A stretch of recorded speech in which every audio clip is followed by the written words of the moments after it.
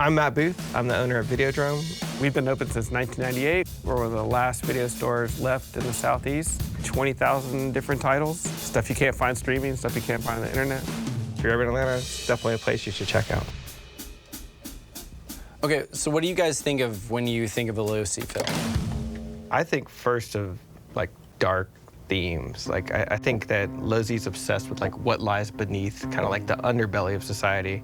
They're not hidden or hinted at. No, it's very upfront. Yeah, they're major plot points in his movies, and they're extremely dark for things done in that time period. I think of him in the noir aspect and versus like the later movies that aren't quite like that. But I definitely think of him as things that are dysfunctional, or dysfunctional people. I feel like he's very concerned with probing into institutional corruption.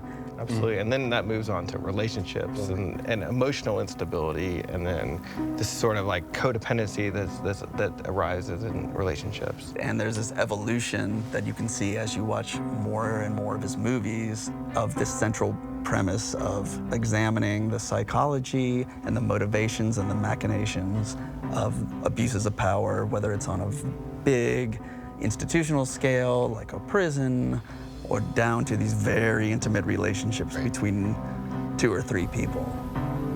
Do you know how much this weekend's gonna cost me? Do you? A few friends, $30,000, and a wife. I don't think in Losey's mind there's a big difference between criminals and non-criminals. And he likes to draw that tension out with really long takes. I mean, even from like winding through the corridors of a prison in Criminal to the staircase scene in The Servant, he really likes to just like let that camera roll. Trust in his actors and let them explore the space. He became so good at it over time that you barely notice them, and you have to stop and think, wait, was that all just one take? Were there any cuts in that? The question that comes to my mind after seeing all these Losey films, did the blacklisting save him as an artist? Did getting out of Hollywood, was it good for him ultimately as an artist? I think it certainly made his films more interesting. He was able to work in Italy, England.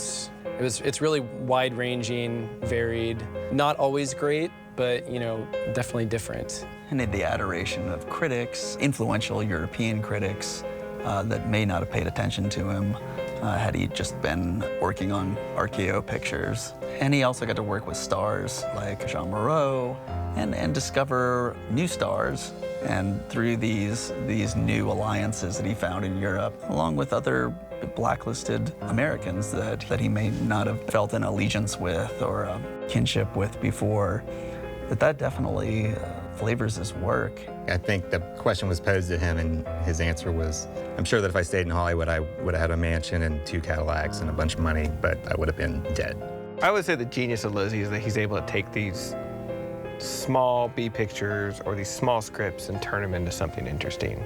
And if he had stayed in Hollywood, he probably wouldn't have worked with Pinter, which, produced arguably one of his most interesting periods in his career. 3 of his best films, Yeah, Pinter's not going to be working in Hollywood anytime soon. Yeah, and their collaborations are what really put Losey on the map. I haven't got many friends. That's because you're an aristocrat. Huh? All aristocrats were made to be What? killed.